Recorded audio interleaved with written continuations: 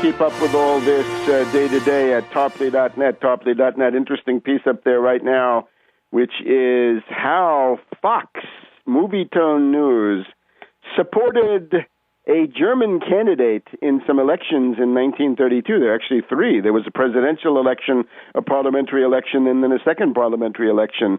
The candidate's name, Adolf Hitler, supported by Fox. The more it changes, the more it stays the same.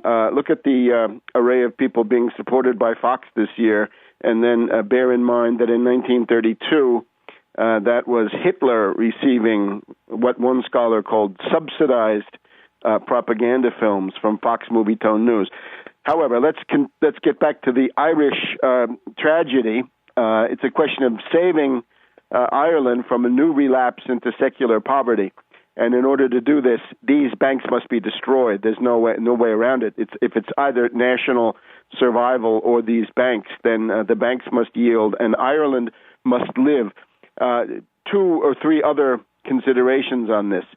You're going to shut down the Anglo-Irish Banking Corporation. You're going to liquidate that. That will cease to exist. It's already a zombie bank. As a scholar from Trinity College, Dublin, was saying yesterday in an interview with, I think, The Bachelor, the right-wing, the reactionary neocon, but nevertheless had a guy on from Trinity College, Dublin. These are zombie banks. They perform no public purpose. All of this money is being pumped in for reasons which have nothing to do with the general welfare. It's merely to protect various fat cats, and that would be then British banks, French banks, German banks, Goldman Sachs, J.P. Morgan Chase, and so forth. The goal is to protect them. This is an opportunity to save the international derivatives cartel at the expense of the people of Ireland. That's how they see it. So the credit has already stopped. So therefore you have this problem. You're going to shut down Anglo-Irish Bank Corp and liquidate them and destroy their derivatives, shred, delete, abrogate their derivatives in the process. Since they are bankrupted, also, I'm sorry, it means that the shareholders are wiped out and the bondholders are wiped out. And that's this capitalist model that these characters claim to admire so much. But where do you then get credit? You've got to nationalize the Bank of Ireland. And it's unfortunate now because you're on the euro, so you've got to do this on a continent-wide level. You've got to nationalize the European Central Bank. You've got to Europeanize the European Central Bank and force them to issue 0% credit for production. In other words, you're going to restart your lending system through 0% credit from the central bank. If you can do that within the European system, do it within the European system. But if your national survival is at stake in an immediate sense, then maybe you need to breach the European Central Bank currency monopoly and go to something else. But the principle of it is it's better to do it on a European-wide basis. Nationalize the central bank. Force them to put out issues of 0% long-term credit and start building your infrastructure. You got to have some kind of a rail link, a bridge tunnel operation between Ireland, maybe through the Isle of Man, across the Irish Sea, into the British system. So then, thanks to the channel, you're part of the European railway grid. You've got to do a whole series of infrastructural investments to add to the capital stock of the country, increase the productivity of labor, and produce jobs. So nationalize the central bank, 0% credit for production only, not for derivatives, not for speculation, but only for tangible physical commodity production, starting with infrastructure, but then extending to industrial manufacturing where there's a physical product, not services, not financial services, but again, and it gets down to a dry cleaner, that's production, a repair shop is production, a restaurant is production, financial services place, a brokerage, is not. They will have to take their chances in this free market that they claim to admire so very much. The other question is, how can you get losses this big? How can you have this Anglo-Irish Bank Corp absorbing, 30 billion euros, 30 to 35 billion euros, and of course it's destined to go up. What kind of an investment can do that? They say, the various commentators say, well, this is because of the real estate market. Yeah, well, fine. You buy a piece of real estate, and you buy it at 100, and it goes to 0, and you've lost everything.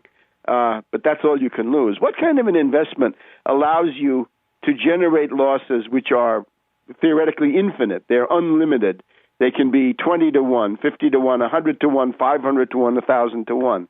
Those are derivatives. Derivatives. This is the word which the entire coverage here, as far as I can see, in the Wall Street Journal on 30th of September, October 1st also. There's no mention of the fact that these banks were doing derivatives speculation. Derivatives are the key to why these losses are so huge.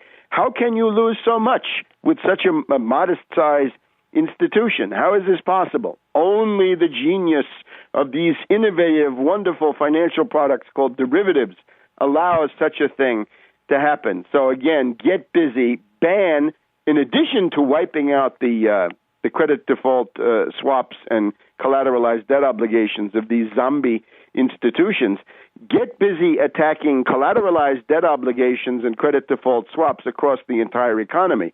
We had that motion by Germany back in May to ban naked credit default swaps, and that is still in force in Germany. However, we've then seen the European Commission, the Barroso and company, coming up with very weak follow-up on that, right? It's October, and Barroso promised to unveil his anti-speculative program in October. Don't hold your breath, because there's not going to be very much there. The other thing, of course, is that this crisis now, quite apart from the original bankruptcy of Anglo-Irish Bank, the current crisis is being exacerbated by derivatives. Here we read in the Wall Street Journal, one measure of confidence is the cost of insuring Ireland's sovereign bonds against default using derivatives called credit default swaps. This price has now jumped to a record, according to data provider Market.